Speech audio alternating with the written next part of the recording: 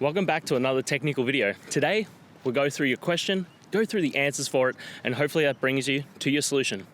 Guys, remember to stay just a little bit crazy to get to that solution just like me. And let's get started.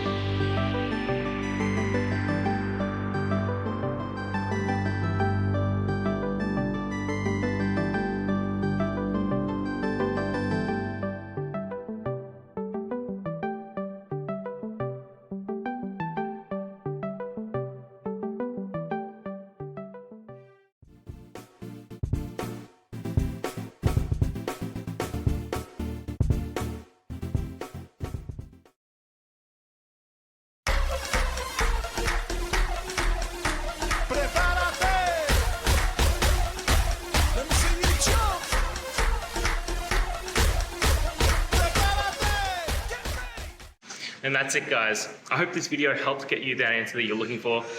Now, I'll see you next time. Please subscribe for more question and answer videos. And if you have any more, please shoot them through in the comments. Have a good one.